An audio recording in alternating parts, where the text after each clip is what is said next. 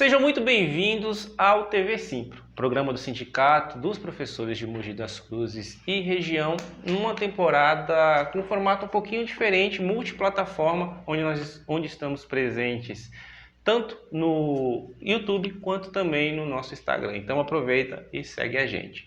Hoje o meu bate-papo é com Paulo Toledo, que é presidente da APAE de Mogi das Cruzes, para falar sobre a atuação da APAE junto ao tratamento de pessoas com espectro autista. Paulo, obrigado por ter aceitado conversar comigo.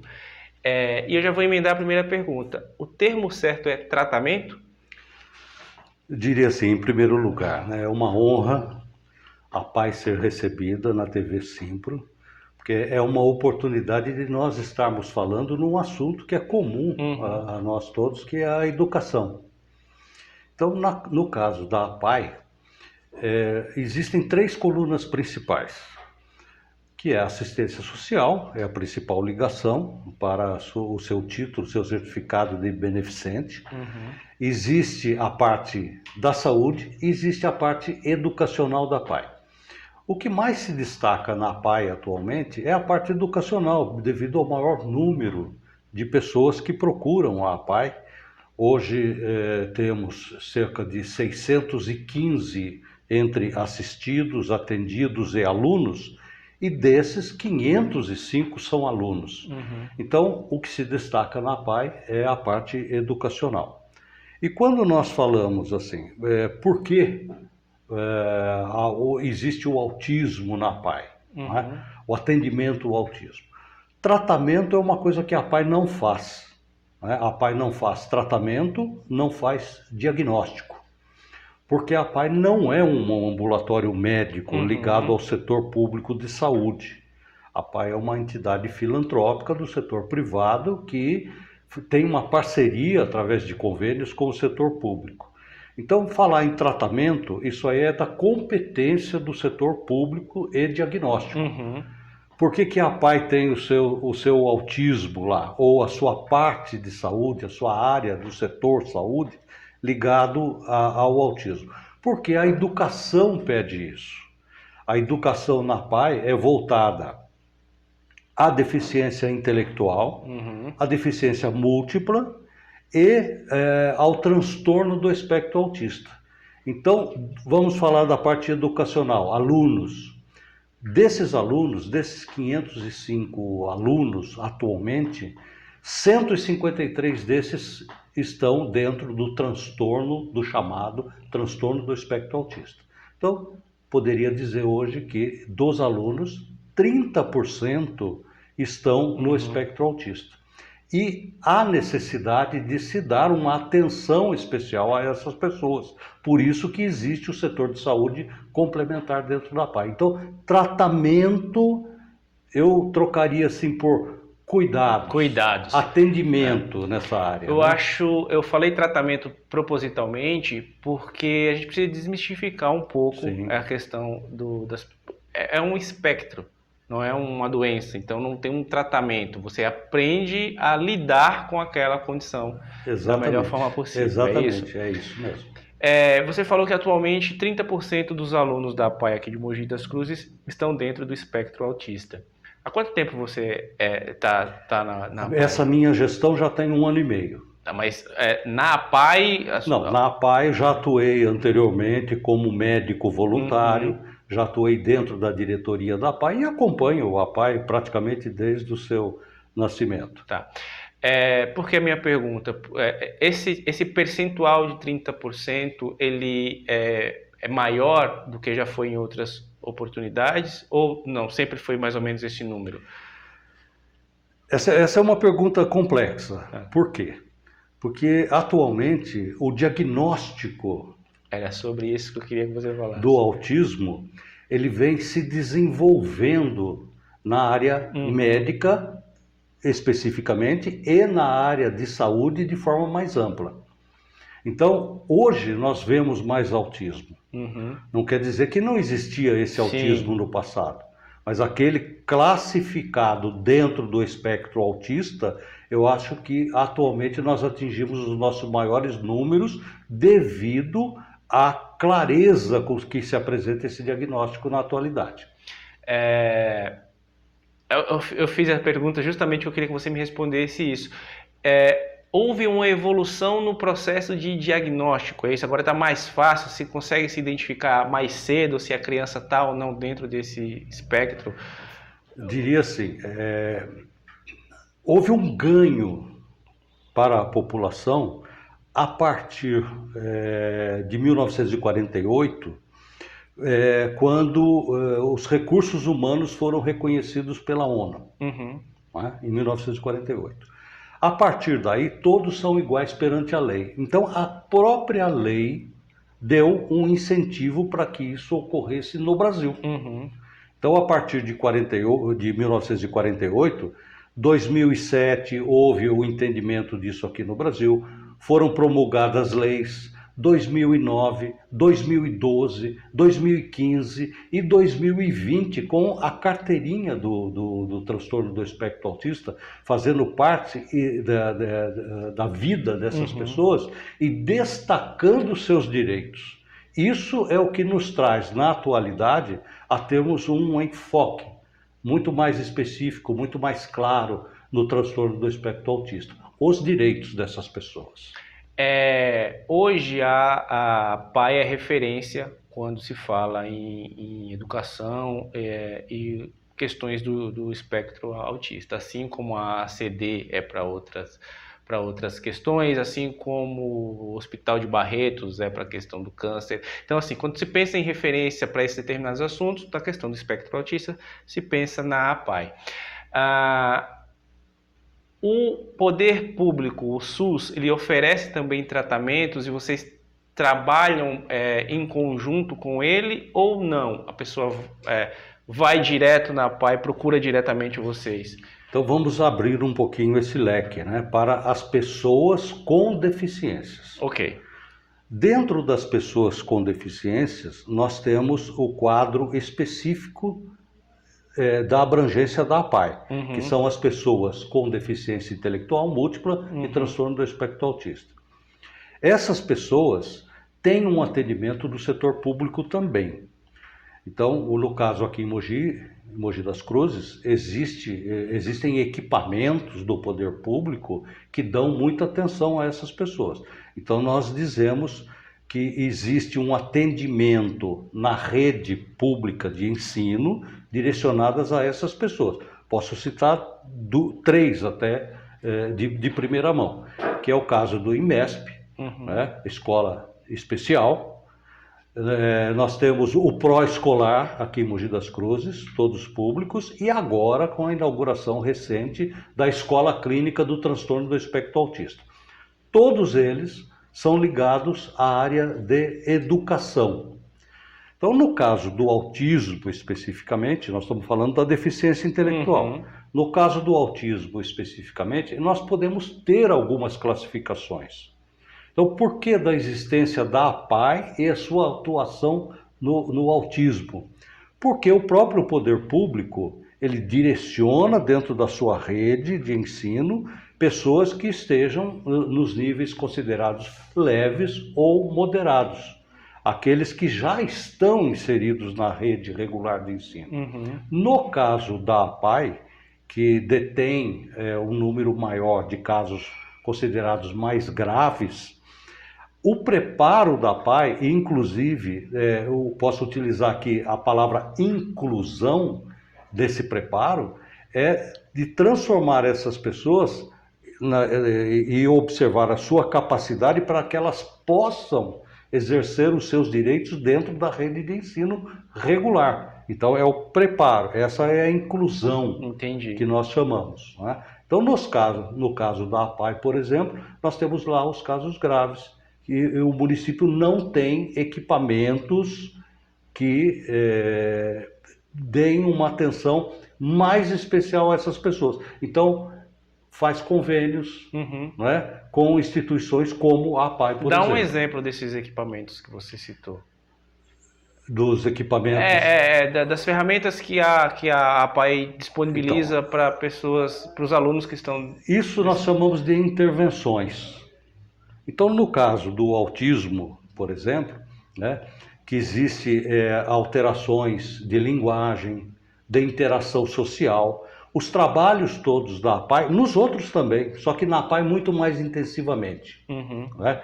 No sentido de trazer essas pessoas para um currículo chamado funcional, porque são funções da vida que esses alunos têm e são incentivados no aprendizado maior disso, mais intensivamente. E é o chamado também currículo natural. Por quê? São coisas naturais da vida do cotidiano. Vou dar um exemplo. A APAE tem a sua casa funcional. A casa funcional da APAE serve exatamente para que esses alunos, esses assistidos, esses atendidos, aprendam as coisas do dia a dia, do cotidiano. Aprendam a se mexer, se envolver com isso, a enxergar na verdade, a utilidade de tudo isso e na prática realizarem esses trabalhos, que é o de arrumar uma cama, ter sua casa, a limpeza da casa, a higienização, talvez fazer um café, coisas do cotidiano. Então, nisso a APAE é especialista. Dentro desse currículo, né, que segue a linha da Diretoria Regional de Ensino, do Estado, né, a APAE se especializou em ter professores especializados, auxiliares especializados nesse tipo de atendimento de casos mais graves. Entendi. Dentro do espectro autista, quando a gente fala em casos graves, é o quê? São aqueles não verbais?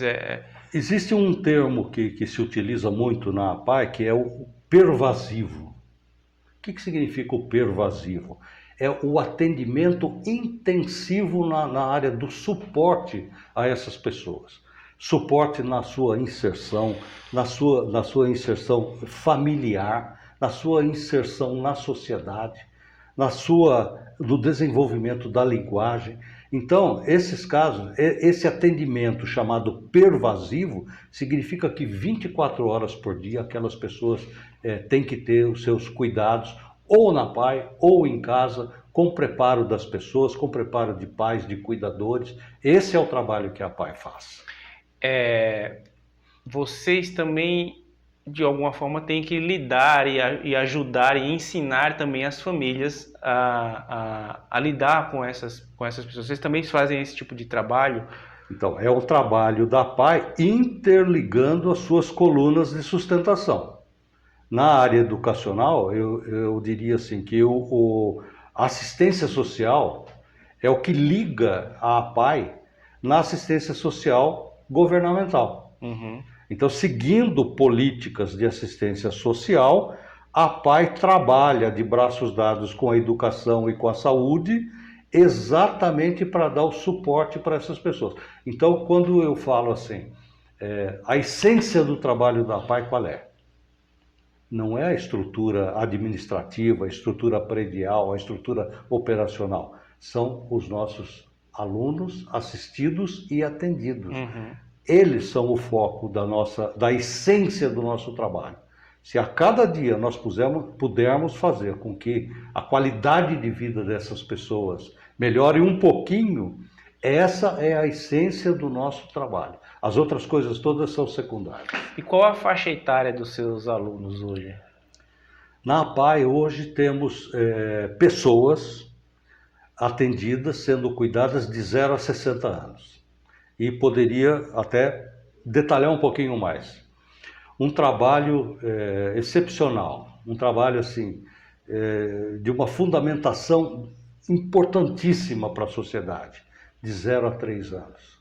Porque de 0 a 3 anos, dificilmente nós temos diagnósticos firmados nessa faixa de idade. Mas a experiência nos mostra que existem alguns transtornos que já dão alguns sinais de alerta de alguma coisa está fugindo à normalidade. Dá um exemplo, porque eu acho que isso é importante para o pessoal que acompanha. Muito importante. Conseguir muito identificar. importante. De 0 a 3 eu não sabia, eu imaginava que tinha que aguardar a criança começar a andar, a se Não, comunicar eu diria assim, verbalmente. de 0 a 3 anos é o trabalho fundamental, é a essência do trabalho da PAI. Se a PAI não tivesse nenhuma outra atividade de educação, de escola, Sim. de assistência social, da saúde, mas tivesse esse projeto em andamento chamado Estimulando a Vida, a gente já estaria muito satisfeito. Por quê? Porque alguns transtornos dão sinais de crianças que saem de prematuridade, Uhum. de UTI neonatal, Uhum. não é? De alguns transtornos que são percebidos, é uma percepção de que alguma coisa foge um pouquinho à normalidade. Então nós temos que ter um olhar especial para essas crianças, né, de 0 a 3 anos. Então esse olhar especial permite que se desenvolva um trabalho específico, dando muita atenção, até para dizer depois na faixa dos 3 anos, olha, não é absolutamente nada, não houve nada. Ou existe sim alguma coisa, agora, a partir de agora, nós vamos fazer o direcionamento para o setor específico disso. Mas dá algum exemplo desses sinais que os pais em casa podem... O primeiro sinal que tem é a atenção do bebê. Uhum. Não é? Porque o autismo em si, o espectro autista em si, ele fala de distúrbios de linguagem e interação social. Isso é o clássico, o básico do entendimento de autismo. Né? Então, crianças de 0 a 3 anos têm dificuldade para sentar, têm dificuldade de ouvir os sinais de chamado da mãe e do pai, não dão aquela atenção que a criança dá quando está começando a explorar o mundo em que ela se situa. Uhum. O olhar não focaliza a face da mãe. Não é? Então esses sinais, quando se chama a criança, começam a perceber algumas alterações, né, de efeito visual para o outro lado, de movimento repetitivo em qualquer outra coisa que não está no contexto às vezes da atenção dada naquele momento. Né? Então esses são alguns sinais que os pais normalmente percebem, os médicos percebem, as pessoas que estão no seu entorno percebem esses sinais. Então isso já indica que, peraí, essa criança merece uma atenção especial, até a gente poder dizer sim ou não a possibilidade de algum diagnóstico futuro. Paulo, é muito caro ter uma atendente terapêutica, eu acho que é o termo, uma acompanhante terapêutica com uma criança com autismo dentro da sala de aula. Você tem essa informação? Porque é uma reclamação dos pais conseguirem, pelo governo público, ter uma acompanhante para o filho que precisa, às vezes, dentro da sala de aula. São profissionais especializados. Né? Há necessidade, por exemplo, do próprio médico, do psicólogo, do fisioterapeuta, do fonoaudiólogo, do terapeuta ocupacional. Então são especialidades dentro da deficiência intelectual. Né? Nem todos os profissionais trabalham com deficientes intelectuais. Né? E nesse caso de deficiência intelectual, muitas vezes nós temos casos concomitantes de transtorno do espectro autista dentro da deficiência intelectual. Está percebendo a complexidade que se dá a isso? Então nós temos equipamentos, vou utilizar essa palavra novamente, equipamentos na área de saúde, por exemplo, que dão atendimento a essas pessoas. No setor público, eu já citei aqui, existe sim. No setor privado existe? Existe. Clínicas especializadas de psicologia, tal, obtendo sua fonte de financiamento através de planos de saúde ou de seguro-saúde. Existe aqueles que não têm nada. Aí a parte onerosa realmente sai do bolso de cada um. Se nós quisermos um tratamento específico com um desses profissionais, nós vamos ver que no mercado são profissionais que merecem uma remuneração diferenciada devido à própria especialidade e à importância que se dá nesses cuidados. Não é? Do ponto de vista da escola, eu tive uma experiência pessoal de uma escola na qual eu trabalhei, que tinha um desafio com um aluno específico que era diagnosticado dentro do espectro autista. Era uma escola privada, não era uma escola barata, era uma escola, né, para pessoas que tinham um certo poder aquisitivo. A mãe eram duas crianças. Ela mandava as crianças para a escola, mas ela não pagava, por exemplo, a T, é isso? A TO, perdão. Terapeuta ocupacional. Isso, não mandava, não tinha esse profissional que acompanhasse. E a escola em si não era uma escola que foi criada e pensada dessa forma. Então, os professores dentro da sala de aula, a equipe de coordenação tinham desafios diários com esses alunos, primeiro por não estarem preparadas para isso, e segundo porque não tinha essa parceria com os pais. Conversando com a diretora da escola, ela me disse: olha, a gente tenta fazer o máximo que a gente pode, eu não posso expulsar esse aluno, mas também a mãe não se dispõe a dar as ferramentas necessárias para que o aluno acompanhe. Então, às vezes, toda a turma está fazendo uma atividade aqui, o aluno acaba ficando ali, porque não se sente confortável em fazer, etc, e etc. E a gente, isso a diretora falando, a gente se sente meio frustrada e de mãos atadas. A gente não tem muito o que fazer aqui. Queria que você falasse um pouquinho como que as escolas podem lidar com situações como essa, por exemplo.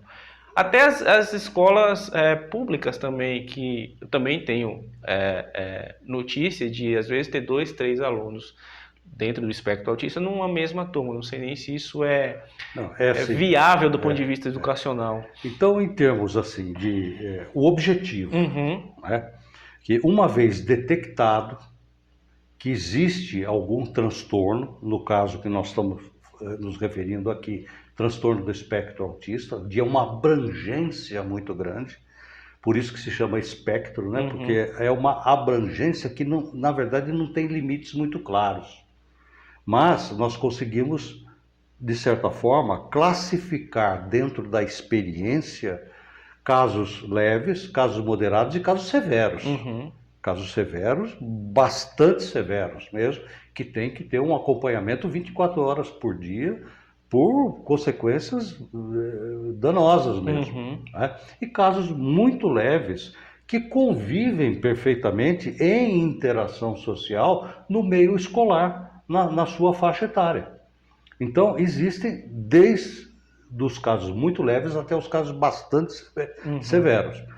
Isso, as escolas, quando se trata de seguir o objetivo, que é a inclusão no ensino regular, principalmente, que é o nosso caso, né, as escolas têm que dar um mínimo de suporte, têm que ter a responsabilidade, a sensibilidade de saber que aquele caso pode ser atendido na escola, sim, deve ser atendido, porque essa classificação permite, dentro desse espectro.